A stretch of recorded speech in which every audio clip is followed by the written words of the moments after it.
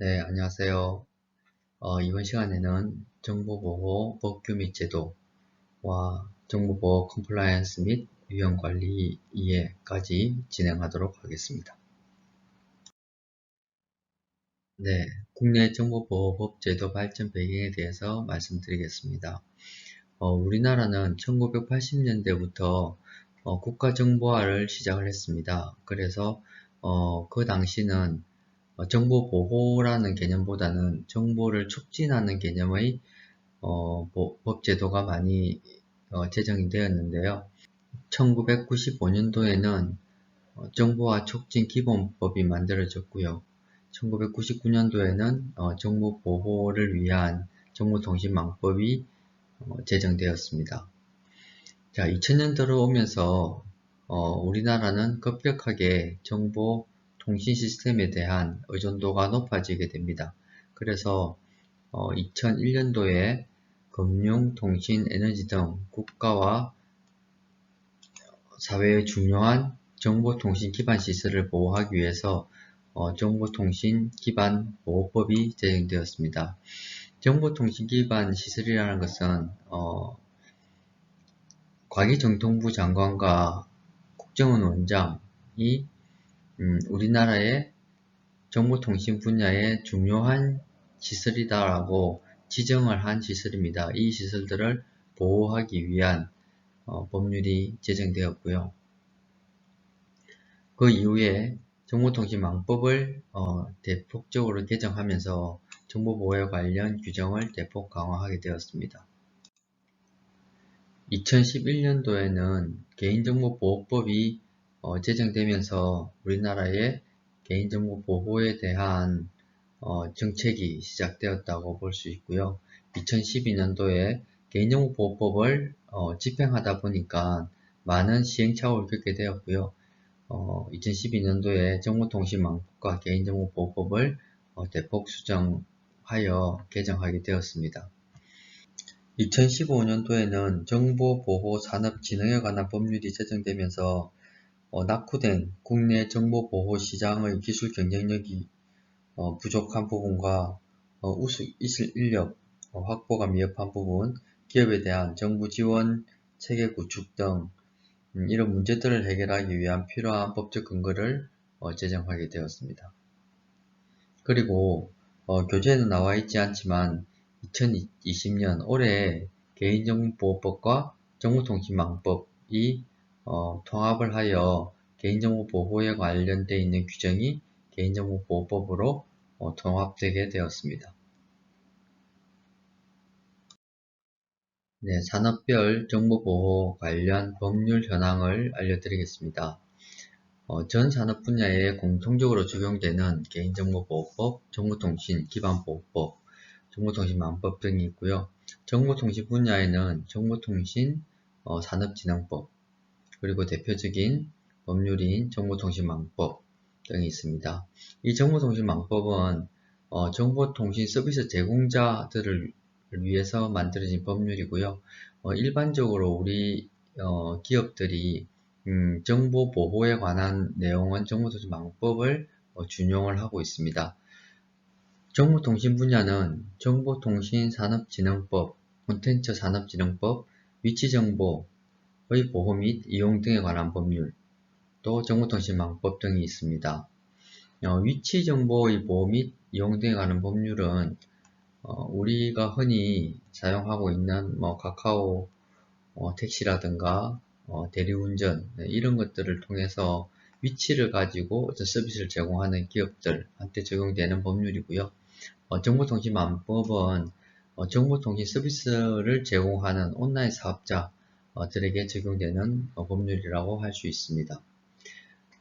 금융 분야는 금융정보를 보호하는 대표적인 법률인 신용정보보호법이 있습니다.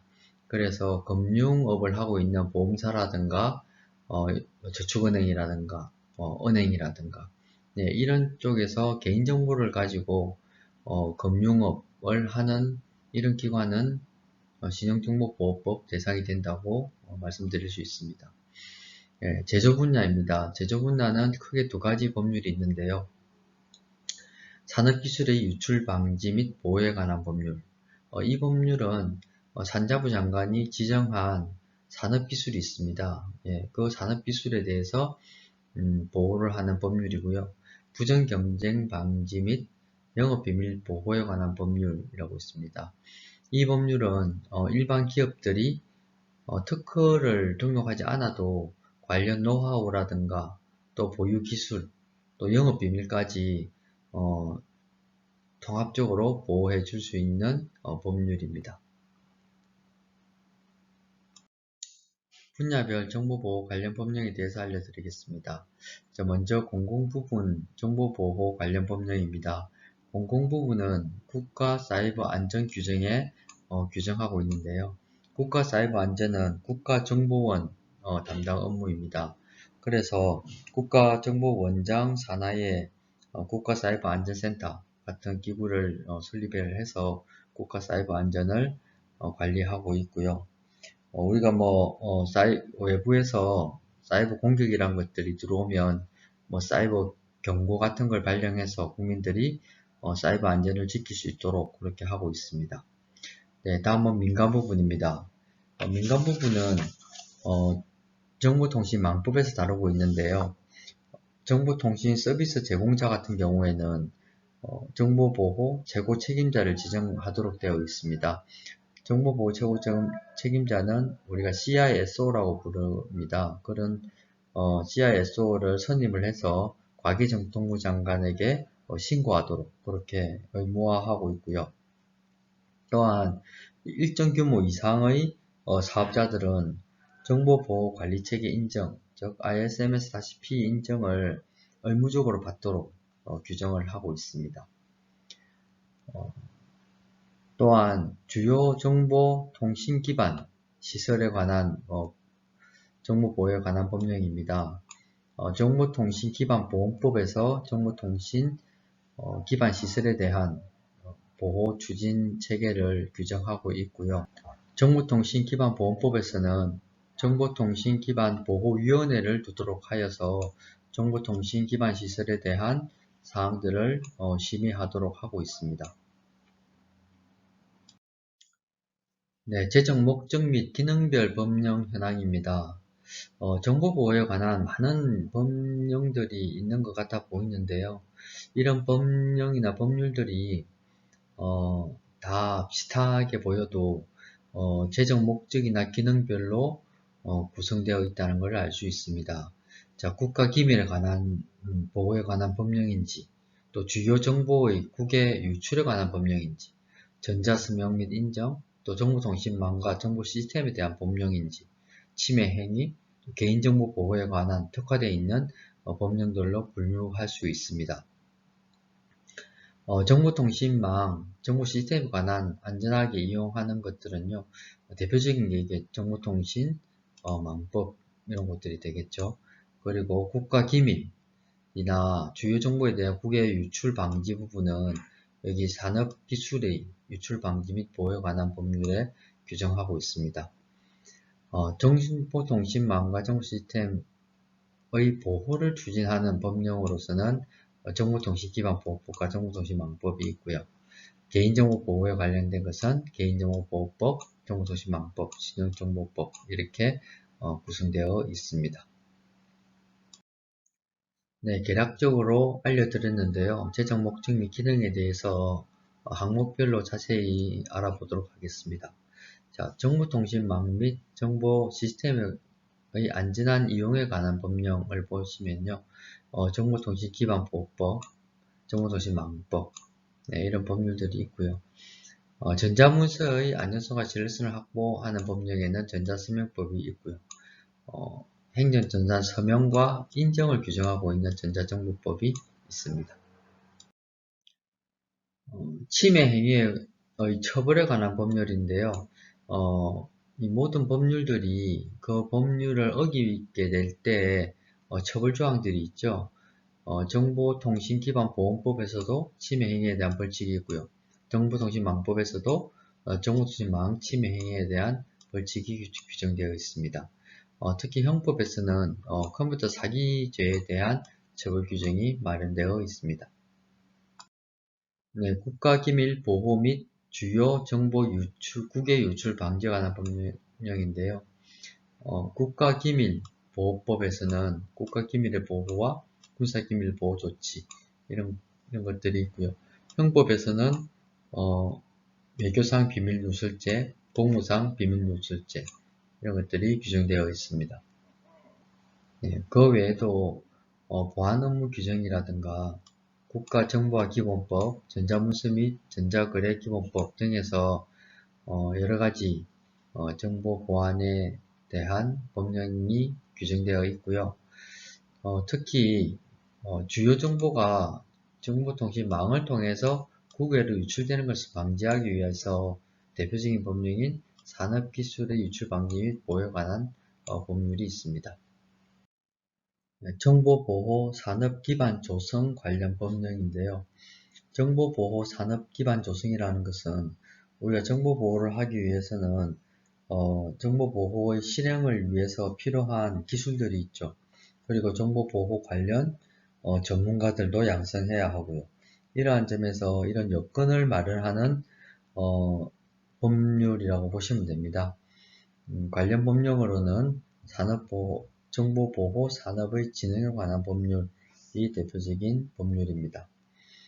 개인정보 보호에 관한 법령은 말 그대로 개인정보를 보호하는 목적의 법령이고요. 일반법인 개인정보보호법과 또 공공부문에서는 여러가지 특별법들이 있죠. 전자정보법이라든가 주민등록법, 여권법 해서 이런 특별법에서 관련 업무에 대한 정보 보호에 관한 내용도 규정을 하고 있고요. 만약에 이 특별법에서 규정되고 있지 않은 내용들은 개인정보보호법에서 규정을 한다 이렇게 생각하시면 됩니다. 민간 부분도 정보통신 서비스 제공자들을 위한 정보통신망법 또 신용은행과 같은 신용정보를 이용해서 신용정보를 제공하는 업을 하고 있는 은행이나 보험회사 같은 금융사들을 위해서 신용정보보호법을 규정을 하고 있습니다. 네, 정보보호 관련 제도 현황에 대해서 알아보도록 하겠습니다. 정보보호 관련 제도는 그간 배우신 정보보호 관련 법률에 근거를 두고 있는 여러가지 제도가 있는데요. 교재 65페이지를 참고하시면 될 것 같습니다. 먼저 정보보호 및 개인정보 관리체계 인정, ISMS-P 인증이라고 하는데요. 정보통신망법에 근거를 두고 있는 인증입니다. 정보보호 최고 책임자 지정 제도도 정보통신망법에 근거를 두고 있습니다. 일정 규모 이상의 정보통신 서비스 제공자들은 정보보호 최고 책임자를 지정해서 과기정통부 장관에게 신고하도록 하고 있습니다. 또한 주요 정보통신 기반 시설 지정은 정보통신기반보호법에서 규정하고 있는데요. 과기정통부 장관이나 국가정보원 원장은 국가의 중요한 시설을 주요 정보통신기반 시설로 지정하여 보호하도록 하고 있습니다. 다음은 개인정보보호 역량평가제도인데요. 이 교재에 보면 주관 부처가 행안부, 니아라고 되어 있는데요. 이번에 개인정보보호법이 개정되면서 주관 부처가 개인정보보호위원회가 되었으며 시행하는 시관기관은 한국인터넷진흥원 키사로 되어 있습니다. 자, 위치정보 사업자 인허가 및 보호조치 점검입니다. 우리나라의 우리 위치정보, 휴대폰에 있는 위치정보를 가지고 사업을 하는 사업자들은 정부에 신고하도록 되어 있습니다. 이런 부분은 위치정보의 보호 및 이용 등에 관한 법률에 규정되어 있습니다. 네, 이상으로 정보보호 법규 및 제도에 대해서 공부했습니다. 지금부터는 정보보호 컴플라이언스 및 위험관리 이해에 대해서 공부하도록 하겠습니다. 정보보호 컴플라이언스의 이해입니다. compliance라는 것은 무엇이냐면 외부 규제나 표준을 준수한다.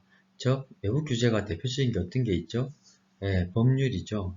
예, 법률이나 표준을 준수한다. 예, 내부의 규정이나 이런 것들을 준수하는 것인데요.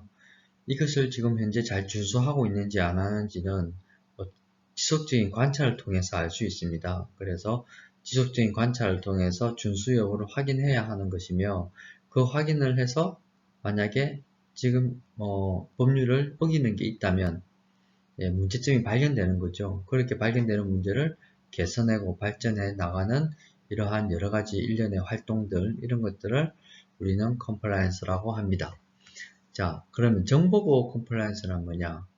기업 내에 있는 모든 임직원들이 우리 정부에서 규정해 놓은 정보보호 관련 법률 또 규정 이런 것들을 철저하게 준수할 수 있도록 사전 또는 상시적으로 통제 및 감독하는 것입니다. 그래서 현재 우리 직원들이 법률을 잘 지키고 있는지를 점검을 통해서 확인을 하고, 만약에 잘 지키지 못하는 것이 있다면 잘 지킬 수 있도록 교육도 하고 훈련도 해서 기업은 임직원들을 상시적으로 통제하고 감독하는 것을 정보보호 컴플라이언스라고 합니다. 자, 그러면 정보보호 컴플라이언스는 왜 필요할까요? 기업이 정보보호 관련 법률이나 규정을 위반하게 되면 기존의 생존과 직결되는 중대한 결과가 초래됩니다. 우리나라에서 기업이 법률을 위반하면서 사업을 한다는 것은 생각할 수가 없죠. 만약에 어떤 보안 사고가 발생했을 때 기업이 반드시 지켜야 하는 법률적인 의무 조치를 취하지 않아서 생기는 사고라고 한다면 아마 관련자 또 관련 경영자들은 여러 가지 구속이 된다든가 과태료, 과징금을 먹는다든가 하는 여러 가지 문제에 직면하게 됩니다. 그래서 이 부분은 단순히 기술적인 문제만이가 아니고요. 거기 임직원들, 즉 사람과 여러 가지 우리가 법규를 지키는 프로세스, 절차 이런 것들이 포함해서 법규를 지킬 수 있는 행위를 해야 합니다. 정보보호 컴플라이언스에 효과적으로 대응하기 위해서는 그 규제를 이해를 해야 됩니다. 이 법률이 왜 생겼으며 우리는 어떠한 법률을 지켜야 하는지 이런 것들에 대한 이해가 필요하고요. 그 규제를 지키기 위해서 어떤 다양한 대응 정책을 구현을 해야 합니다. 그리고 그 규제에 저항하기보다는 수용을 해야 하는, 이렇게 크게 세 가지 원칙에서 효과적인 대응 방안을 모색해야 합니다. 네, 정보보호 컴플라이언스 대응 방안에 대해서 알려드리겠습니다. 정보보호 관련 법률을 지키기 위해서 내부적으로 통제가 이루어져야 하고요. 그 다음에 정보보호 법률을 지키기 위한 관리 체계를 확립해야 합니다. 그리고 우리가 법률을 지키지 않을 때 생길 수 있는 여러 가지 위험을 식별해야 하고요. 선관주의 의무 이행 체계를 마련해야 한다. 선관주의 의무라는 것은 법률적인 용어입니다. 선량한 관리자, 즉 기업을 뜻하는 거고, 일반적인 기업의 관리자들이 우리가 반드시 그 기업을 운영하기 위해서 지켜야 하는 최소한의 의무조항, 이런 것들을 우리가 선관주의 의무라고 합니다. 직원들에 대한 정보보호 컴플라이언스에 대한 인식교육을 시행해야 된다. 임직원들이 정보보호 법률에 대해서는 약간 불편이 있고 지키기 위해 힘든 보호 활동들을 해야 합니다. 그러기 위해서는 인식 개선 교육이 먼저 시행되어야 한다는 이야기입니다. 기업의 사회적 책임, 윤리 경영, 투명 경영을 통해 지속 가능 경영을 달성한다. 우리가 정보 보호를 하면 정보 보호에 대한 뭐 캠페인을 하든가 컨설팅을 받으면 순간적으로 정보 보호 수준이 많이 올라갈 수는 있어요. 그러나 이런 것들이 지속 가능하게 하기 위해서는 여러 가지 사회적인 책임과 윤리 경영이 필요하다, 이렇게 말씀드릴 수 있습니다. 자, 법률 위험을 최소화하는 최적의 컴플라이언스 개선 방안을 마련해야 한다. 항상 우리는 법을 잘 지키고 있는지를 점검해야 하고요. 점검을 했을 그 당시에 잘 지키는 부분도 있고 또 부족한 부분도 있겠죠. 그 부족한 부분을 다시 또 개선해서 이행을 해야 하고요.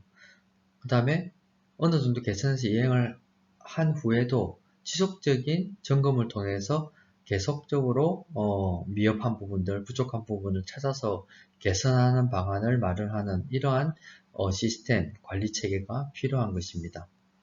자, 위험 요소 개선을 통한 체계적인 정보 보호 체계를 수립한다. 그러니까 위험을 찾아내는 게 제일 중요하죠. 우리가 뭔가 법률을 위반하고 있는 요소가 있는데도 불구하고 그것을 정권 과정에서 찾아내지 못하면 개선이 되기가 힘들겠죠.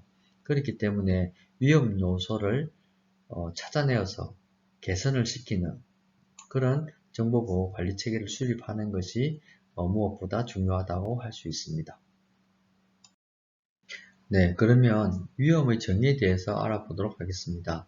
자, 위험 관리는 정보보호, 거버넌스, 컴플라이언스와 같이 정보보호에서 가장 중요한 요소라고 할 수 있습니다. 자, 사전적 의미로서는 원하지 않는 사건이 발생하여 손실 또는 부정적인 영향을 미칠 가능성을 우리는 위험이라고 합니다.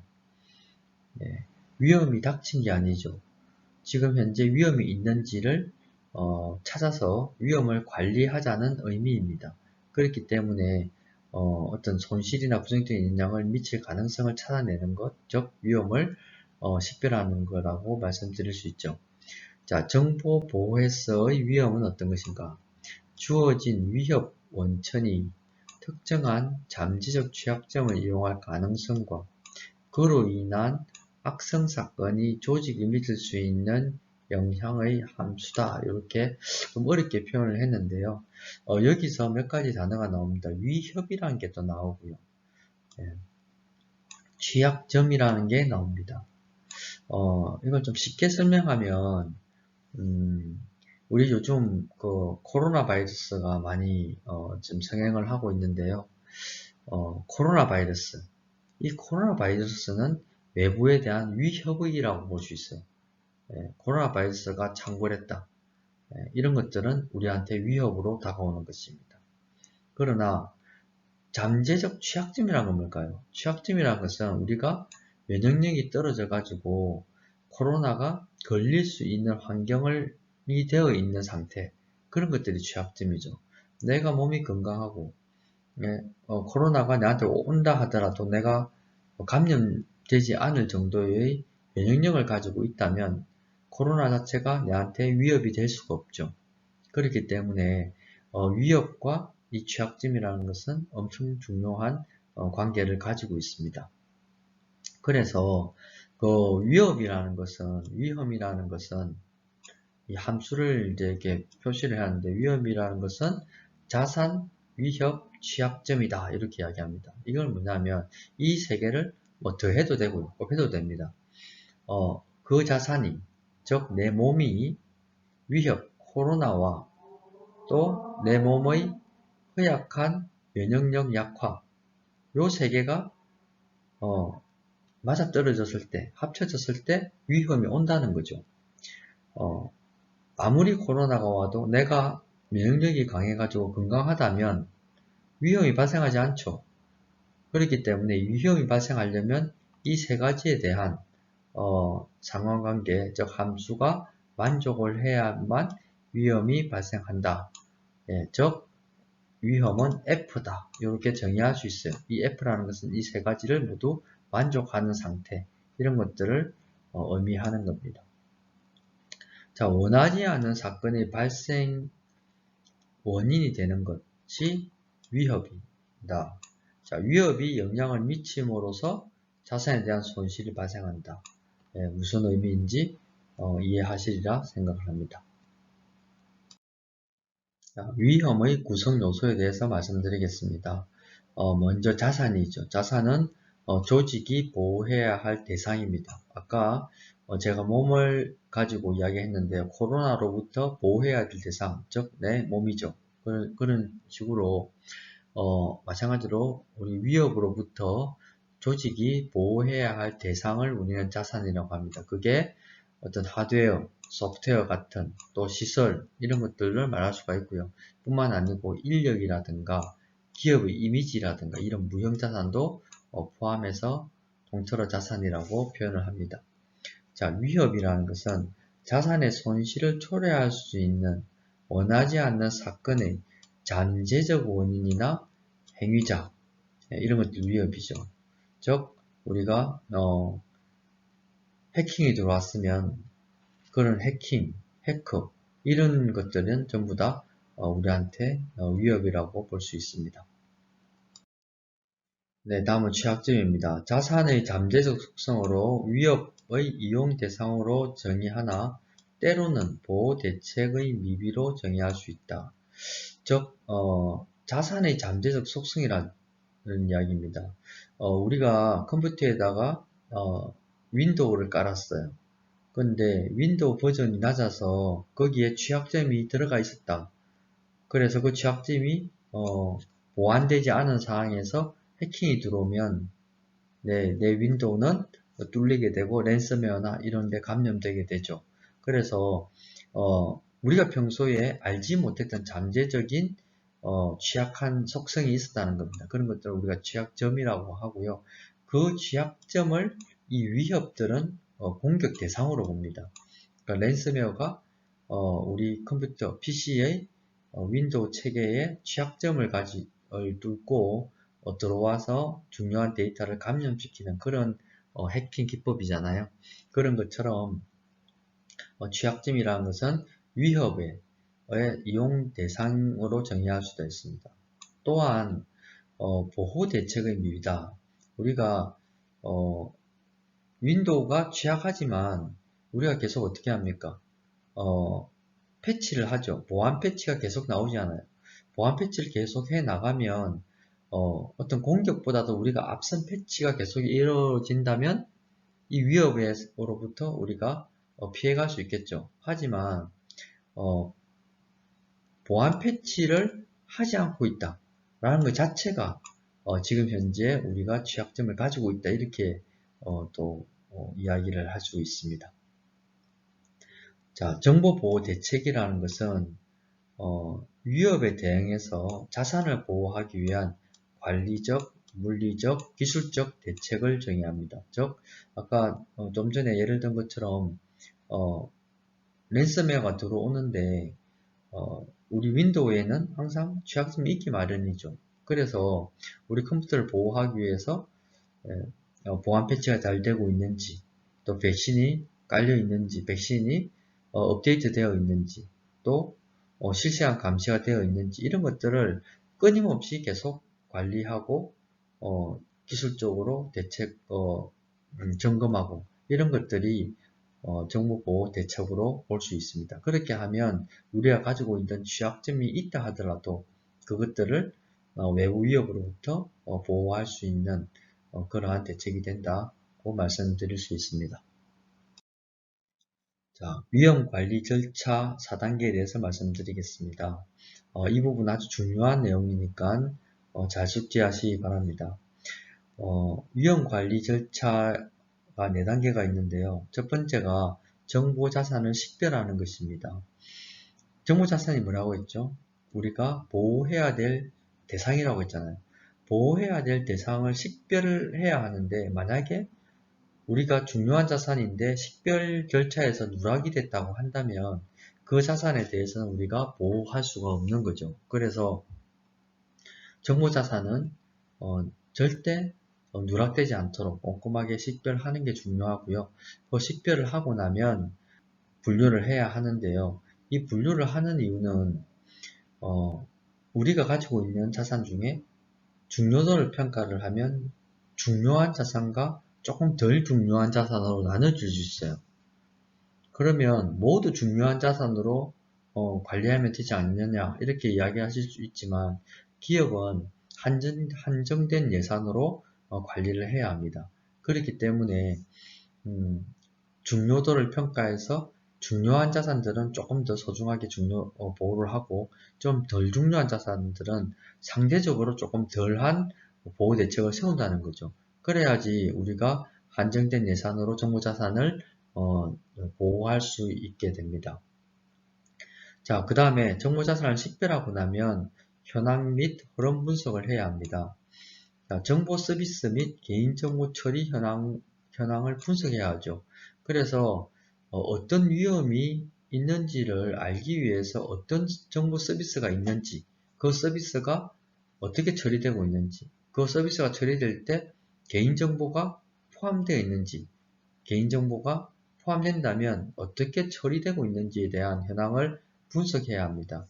그런 것들이 업무 절차와 흐름을 파악을 해서 이 사이에 어떠한 정보들이 흘러서 어떤 위험에 노출될 수 있는지에 대해서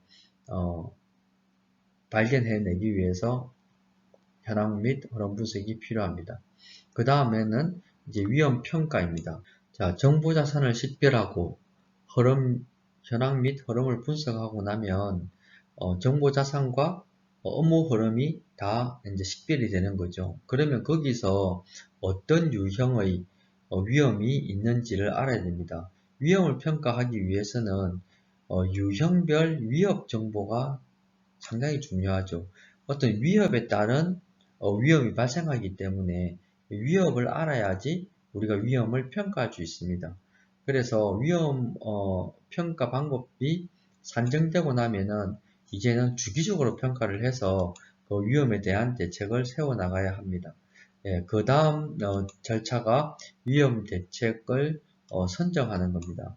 그래서 위험을 처리하기 위해 자, 위험을 평가하면 위험이 쭉 나오죠. 한 10가지 위험이 있다는 거죠. 그럼 그 10가지 위험을 어떻게 처리할 것인가 보호 대책을 수립해야 하죠.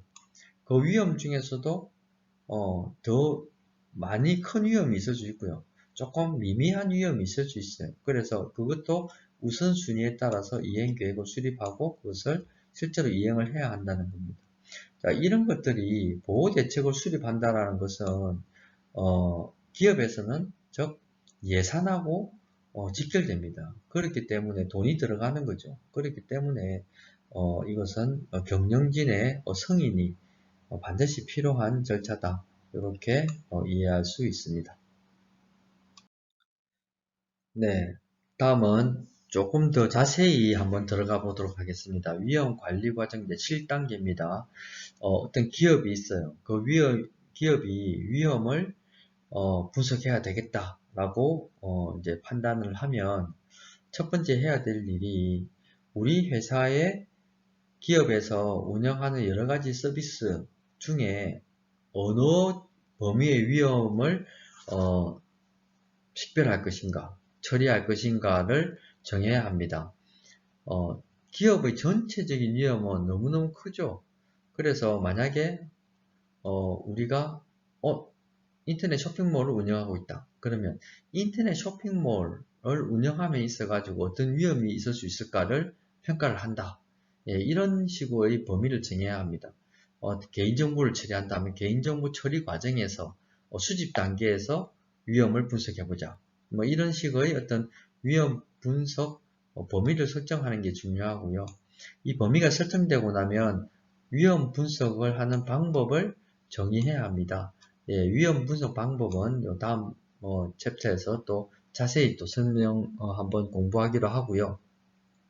그렇게 위험 분석 방법이 정의되고 나면 이제 자산 식별에 들어가야 합니다. 아까 온라인 쇼핑몰을 만약에 위험 범위로 봤다면 온라인 쇼핑몰을 운영하기 위한 자산을 식별해야 되는 거죠. 웹서버도 있을 수 있고 인터넷 환경이라든가 여러 가지 그 개인정보 이제 회원 관리 부분에 있어 가지고 여러 가지 그 자산들을 식별하고 평가를 해야 합니다. 그리고 위협을 분석해야 되죠. 그래서 인터넷 쇼핑몰을 꾸미기 위해서 서버도 사야 하고 여러 가지 클라우드 환경도 조성을 한다고 하면 거기를 통해서 공격이 들어올 만큼 하는 위협이 어떤 게 있는지, 또 개인정보가 유출될 만한 이런 위협은 뭐가 있는지 위협에 대한 분석이 필요하고요. 그 다음에 우리가 만약에 웹서버를 윈도우 그 웹서버를 깐다라고 한다면 IIS 이런 것들 깐다고 한다면 거기에 잠재되어 있는 취약점이 뭐가 있는지, 아니면 쇼핑몰 같은 걸 꾸며놓고 난 다음에 외부에서 모의 해킹을 해서 현재 취약점이 어떤 취약점이 있는지에 대한 분석이 필요하겠죠. 이 취약점이 다 분석되고 나면 그 다음에 위협과 취약점이 나왔죠. 그 다음에 자산이 또 식별되었잖아요. 이 세 가지가 있으면 뭘 할 수 있습니까? 위험을 평가할 수 있는 겁니다. 그래서 그러면 위험을 평가하면 그 위험이 여러 가지 위험들이 나올 거예요. 그 위험을 우리가 처리하기 위한 보호 대책을 선정을 해야 합니다. 그 위협을 그냥 사소한 위협이니까 그냥 수용을 할지, 너무 큰 위험이니까 위험을 감소시킬지, 뭐 이런 것들에 대한 위험 처리 전략이 있습니다. 이런 것도 그 다음 시간에 배울 거고요. 위험 대책을 선정을 해야 합니다. 이렇게 해서 위험 관리 과정의 총 7가지 단계입니다. 이 부분도 아주 중요한 부분이니까 숙지를 하기 바랍니다. 네, 위험 관리 절차를 도식으로 알아보도록 하겠습니다. 아주 중요한 내용입니다. 자, 위험 관리 계획을 먼저 수립을 하고요. 위험 관리 단계로 넘어오면 아까 이야기해서 자산을 먼저 식별해야 하고 그 다음에 위협을 식별해야 되고 또 취약점을 분석해야 하죠. 여기서 위협 발생을 가능성을 분석하고 그다음 취약점 수준을 분석합니다. 이렇게 해서 위협이 평가가 되면 보호 대책을 수립을 하죠. 그래서 이 보호대책 수립된 보호대책을 선정을 해서 이행계획을 세우고 그것을 구현합니다. 구현하고 나면 그렇게 해도 남는 잔존위험들이 있을 거예요. 이 잔존위험을 다시 또 위험을 관리하기 위해서 또 관리계획을 세우고 또 그거에 대해서 이런 프로세스를 또 반복적으로 연속해서 함으로 인해서 우리가 가지고 있는 위험들을 처리하고 최소화시키는 과정입니다. 네, 위험평가 방법에 대해서 말씀드리겠습니다. 위험평가 방법은 정량적인 방법과 정성적인 방법 두 가지가 있는데요. 정량적인 방법은 손실이나 위험의 크기를 금액으로 나타냅니다. 그렇기 때문에 내가 얼마만큼 1000만원어치의 위험이 있어 이렇게 하면 바로 직관적으로 위험의 크기를 알 수 있는 거죠. 정성적인 방법은 손실이나 위험을 계략적인 크기로 비교하는 것입니다. 그래서 쉽게 평가를 할 수 있는 장점은 있지만 그것이 정량적이지 않기 때문에 딱 이렇게 직관적으로 와닿는 그런 것은 조금 정량적인 방법보다는 부족할 수 있다. 이 부분에 대해서 좀 더 자세히 한번 알아보겠습니다. 옆 밑에 있는 표는 중요한 부분 제가 이제 파란 표시를 해놨기 때문에 보시고 한번 읽어보시기 바랍니다. 네, 정량적인 위험평가에 대해 말씀드리겠습니다. 아까도 말씀드렸다시피 손실이나 위험의 크기를 손실액과 같은 금액으로 산출하는 것이 특징입니다. 이 방식은 연간 예상 손실액을 구하는 건데요. 공식은 이렇습니다. 연간 기대 손실은 연간 손실액 곱하기 연간 발생률을 하면 됩니다. 밑에 예제표를 보고 한번 알아보도록 하겠습니다. 자, 자산의 명은 회계정보고요. 이 회계정보가 회계정보 시스템이라고 봅시다. 회계정보 시스템에 패스워드를 추적으로 타인이 사용자 아이디를 도용할 수 있는 위협이 있다 라고 했을 때 이게 발생 가능성이 연 1회 정도 된다. 또 피해액이 1000만원이다. 이렇게 하면 예상 손실액의 1000만원이죠. 그 다음에 연간 발생률이 연 1회잖아요. 그래서 이 두 개를 곱하면 연간 기대 손실은 1000만원이 되는 겁니다. 자, 그럼 그 밑에 걸 한번 볼까요?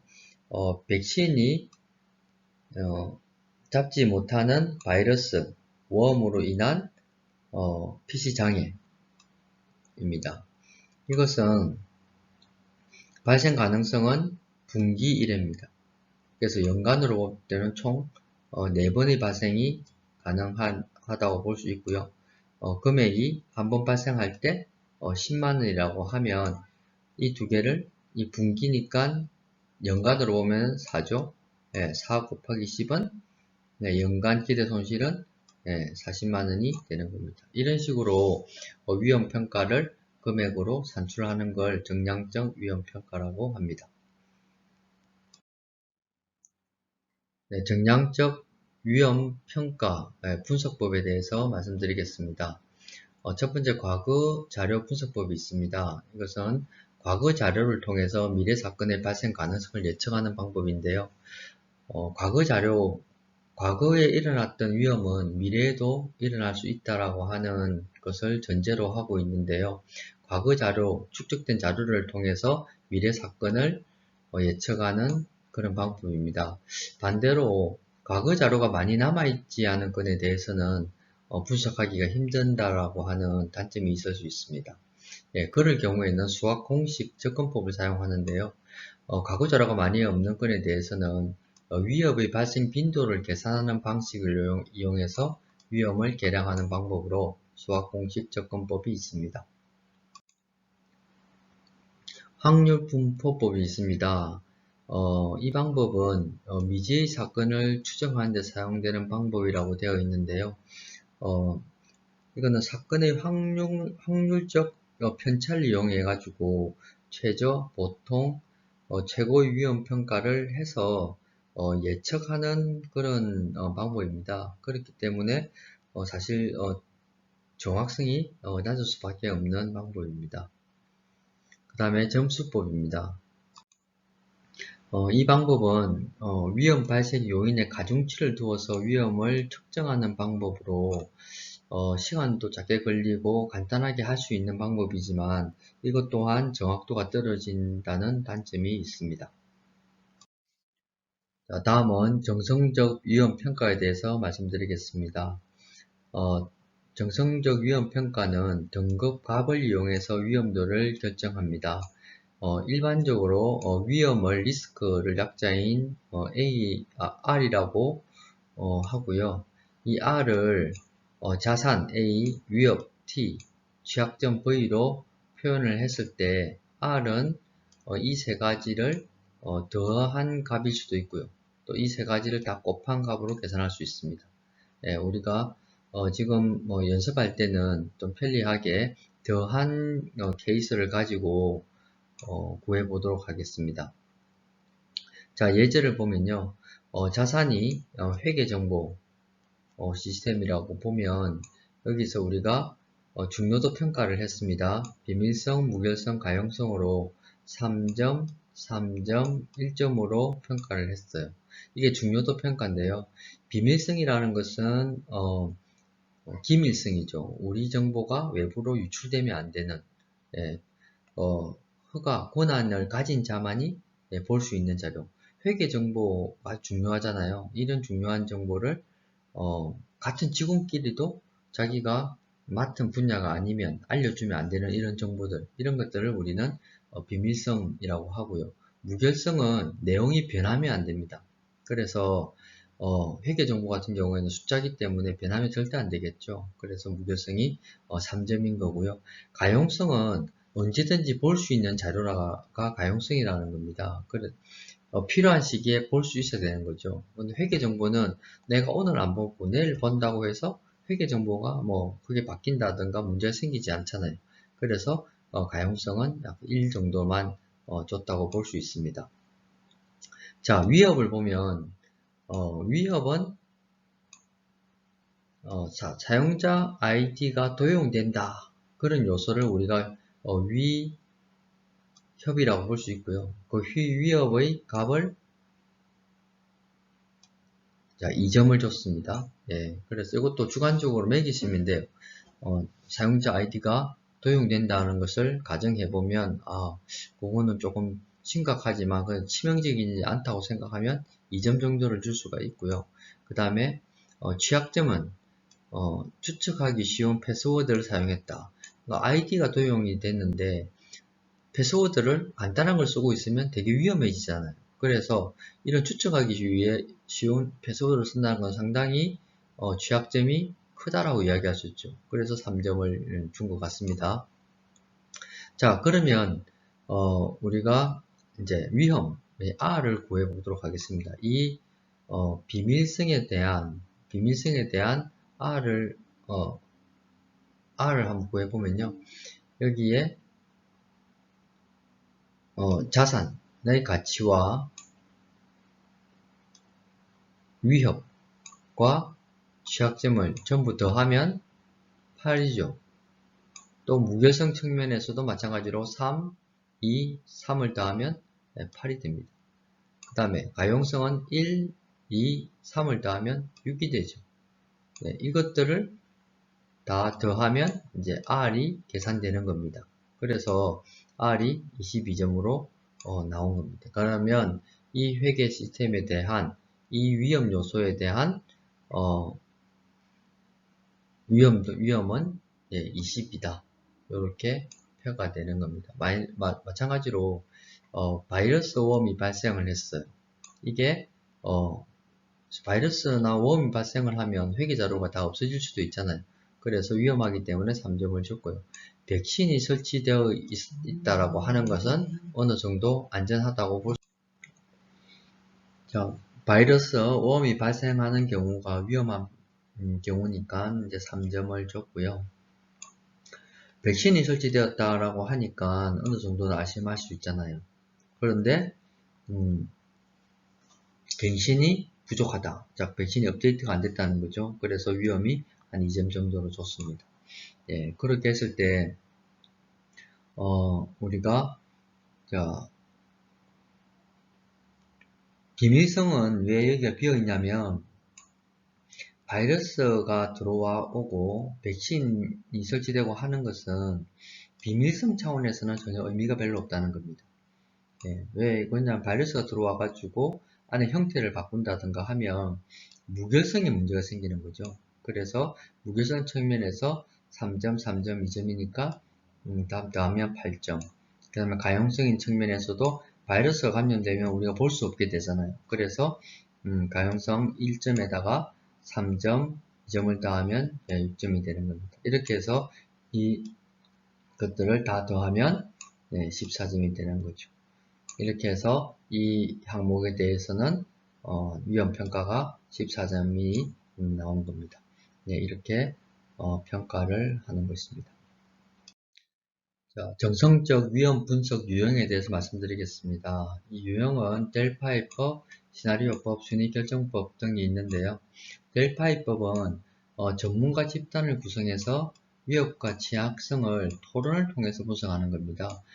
그렇다 보니까 그 추정이 전문가의 어떤 토론에 의해서 산출되는 그 결과이기 때문에 정확도가 다소 낮을 수가 있어요. 그래서 전문가 집단에 따라서 다른 의견들이 또 나올 수도 있고요. 자, 시나리오 보입니다. 시나리오는 일정 조건 하에서 위협에 대한 발생 가능성, 가능한 결과들을 추정하는 방법입니다. 그래서 여러 가지 시나리오를 두고 그 시나리오에 따라서 나올 수 있는 결과들을 추정하는 방법입니다. 그래서 정확도나 완성도, 이용 기술의 수준이 낮을 수밖에 없죠. 이게 뭐 아주 전문적인 기술을 이용해서 추정한다기보다는 어떤 위협이나 아까 회계 시스템처럼 바이러스가 감염되면 우리가 내용이 변조될 가능성이 있다. 뭐 이런 수준으로 분석한 그러니까 위험하다. 이런 하는 방법이기 때문에 그 여러 가지 수준이 낮은 수준의 평가가 이루어질 수 있다. 이런 거고요. 자, 순위결정법입니다. 순위결정법은 비교 우선 순위결정표를 만들어서 위협 항목들의 서술적 순위를 결정하는 방법입니다. 그래서 이것도 마찬가지로 위협 추정의 정확도가 낮다는 특징이 있습니다. 그래서 이 위험 순위 결정표라는 것도 좀 주관적이고 위협 항목들의 서술적인 순위를 결정하는 것도 주관적으로 결정하는 거기 때문에 실제로 나온 결과가 객관적일 수가 있다라고 하는 것은 좀 힘들겠죠. 네. 그래서 정선적인 위험 분석 유형으로는 델파이법, 시나리오법, 순위결정법 등이 있다. 이렇게 말씀드립니다. 자, 위험 분석 접근 방법에 대해서 말씀드리겠습니다. 접근 방법에 따라서 비형식적 접근법, 상세 위협 분석법, 혼합 접근법들이 있습니다. 아래 네 가지 접근 방법 중 하나를 선정해서 접근을 하시면 되는데요. 첫 번째 베이스라인이라고 해서 기준선 접근법이 있습니다. 이것은 이해하기 쉽도록 체크리스트 형태로 접근한다라고 보시면 되고요. 체크리스트를 가지고 분석을 하니까 비용이나 시간이 절약이 되겠죠. 그러나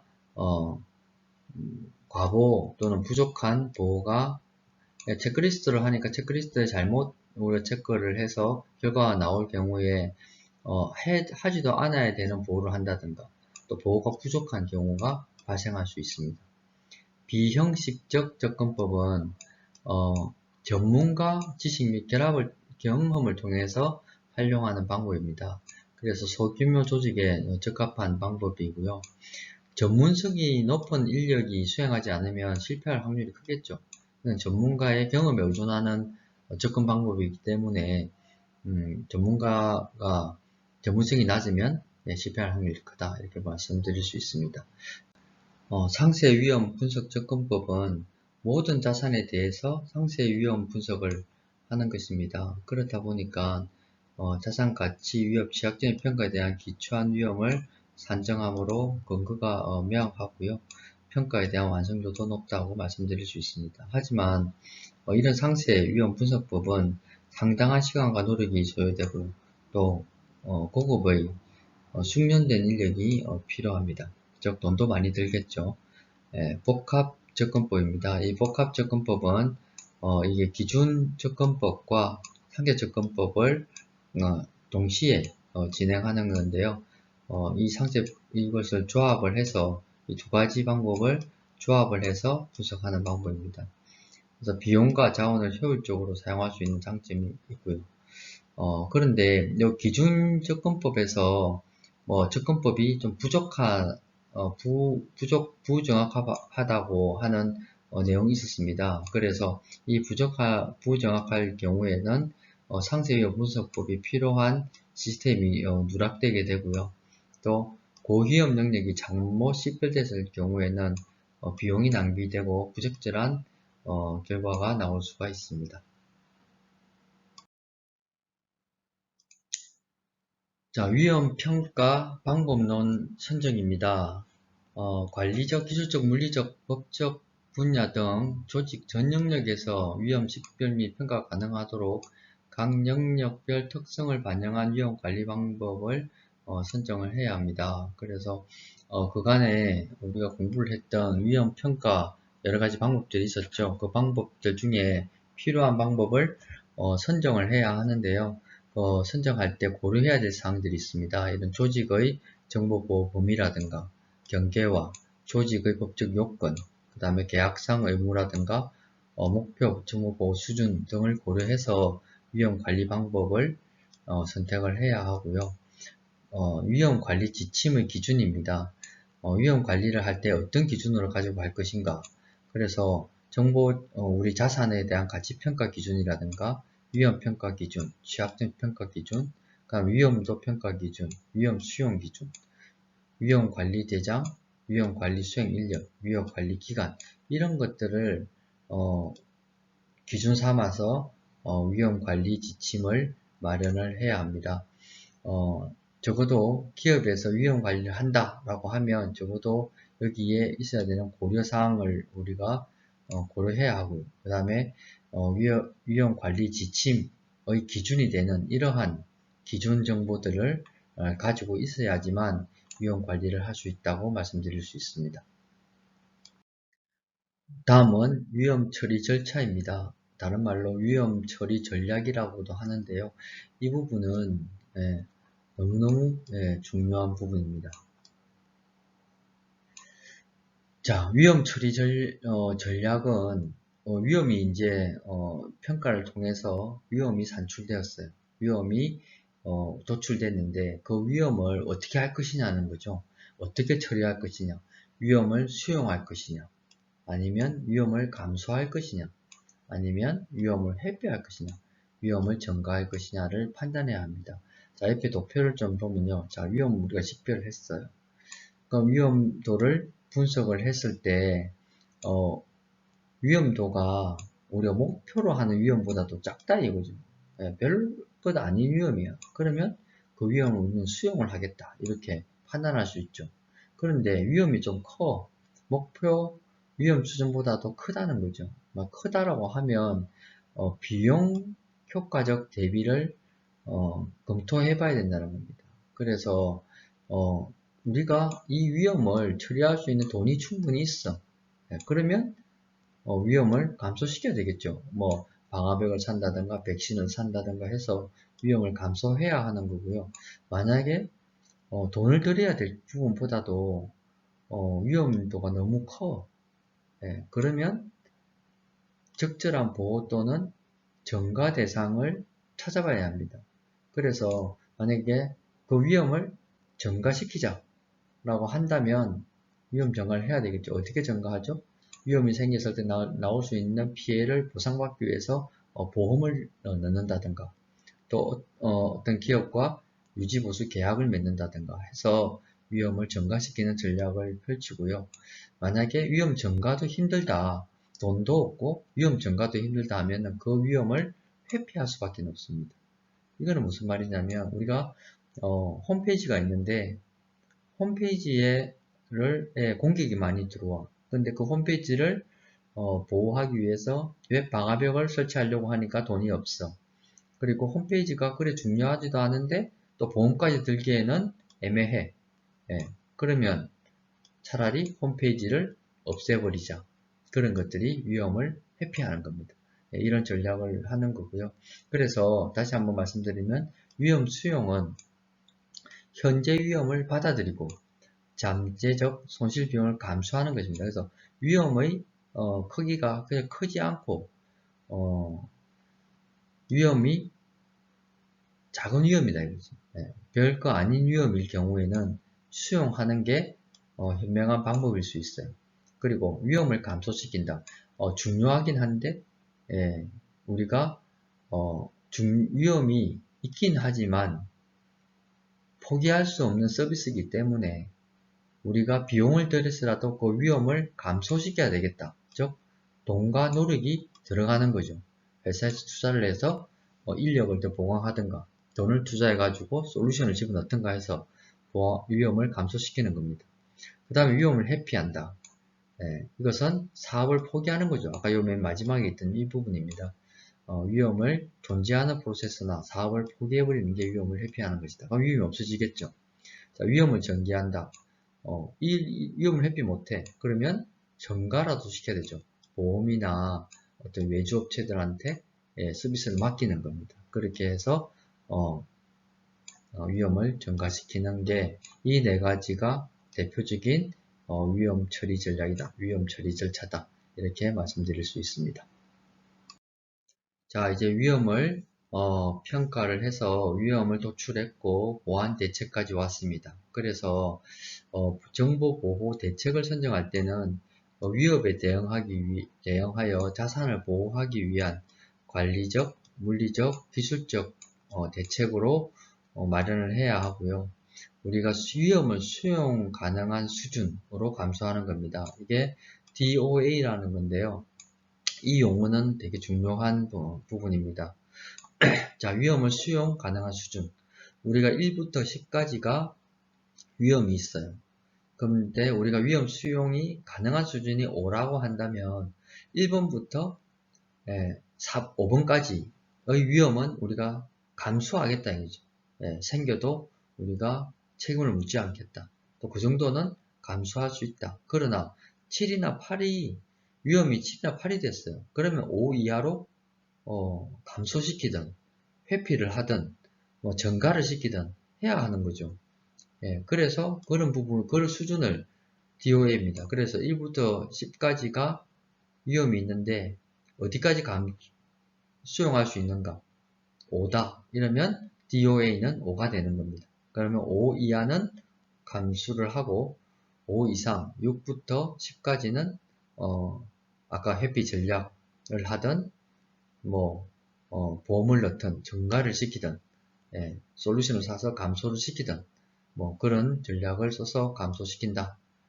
이런 것들이고요. 위험 처리 전략에 따라서 보호 대책을 선정하게 되는 것입니다.